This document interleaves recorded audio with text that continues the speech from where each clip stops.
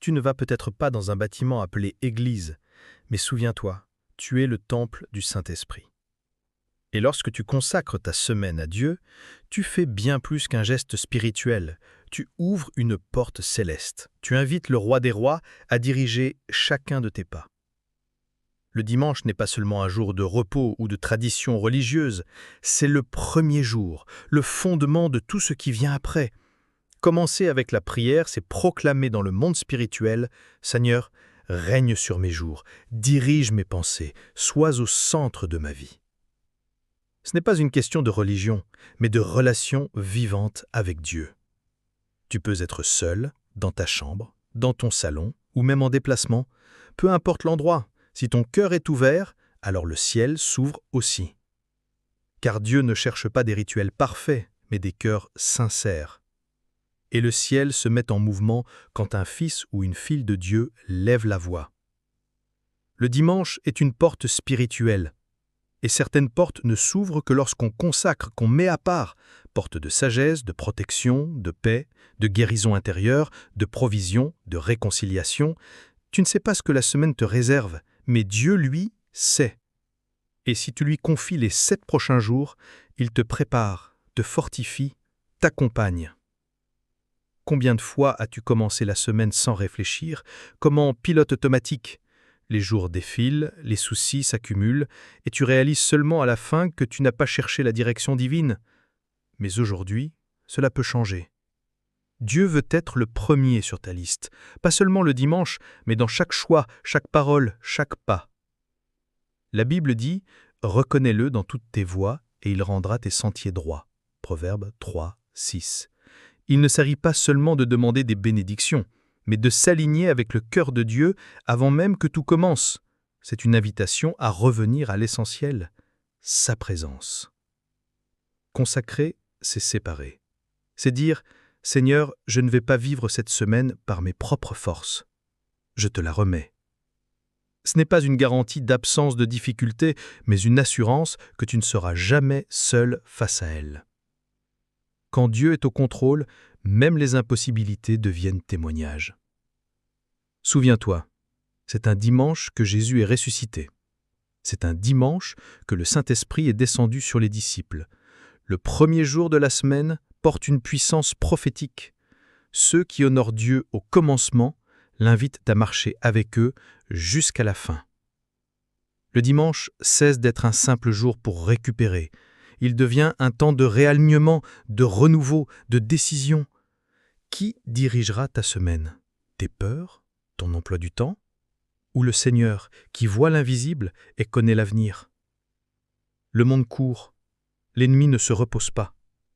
Mais celui qui s'ancre en Dieu dès le début est gardé, éclairé et dirigé. Et celui qui sait attendre dans la foi ne sera pas confondu. La prière du dimanche n'est pas une routine, c'est une déclaration spirituelle puissante.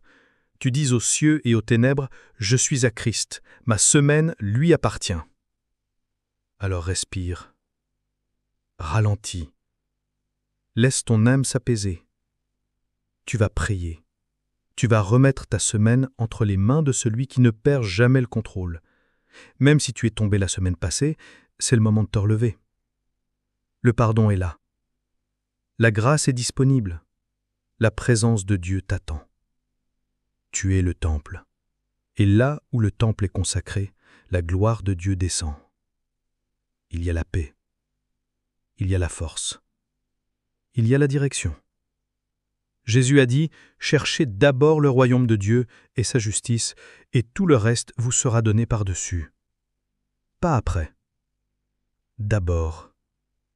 Quand tu pries le dimanche, tu sèmes dans l'éternité. Et même si les tempêtes viennent, tu resteras debout, parce que tu as commencé avec Dieu. Et ça change tout. Prions ensemble. Père, aujourd'hui, c'est dimanche, le premier jour de la semaine, le jour où ton Fils a vaincu la mort et où l'espérance a jailli. Et en ce jour, nous venons devant toi pour te consacrer les jours à venir. Nous ne voulons pas avancer par nos propres forces. Nous voulons marcher dans l'esprit. Avant d'écouter les voix du monde, nous choisissons d'écouter la tienne. Voici nos projets, nos rendez-vous, nos pensées. Prends ta place, Seigneur. Règne sur nos agendas, sur nos priorités. Garde nos esprits d'inquiétude, nos cœurs d'amertume, nos corps de l'épuisement. Donne-nous ta sagesse pour choisir, ta patience pour attendre, ta paix pour affronter chaque situation. Remplis chaque jour de ta présence, que ta parole soit notre arme, ton esprit notre guide, que toute distraction, toute attaque de l'ennemi, toute confusion soit anéantie maintenant au nom de Jésus. Nous remettons aussi nos émotions, nos relations, nos foyers. Que cette semaine soit un temps de guérison, de restauration, de réconciliation. Si les épreuves viennent, que la foi grandisse.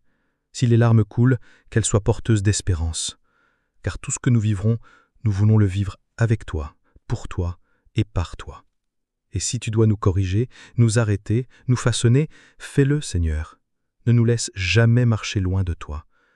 Nous ne voulons plus vivre de dimanche distrait. Nous voulons commencer à genoux pour finir debout, victorieux et remplis de ta présence. Apprends-nous à être des temples vivants chaque jour, à marcher dans la sainteté, à chercher ta face avant même ta main, et qu'à la fin de cette semaine nous puissions dire « Mon Dieu était avec moi, dans chaque détail. » Merci Père. Tu es fidèle, et ceux qui te cherchent ne repartent jamais les mains vides. Au nom de Jésus, Amen.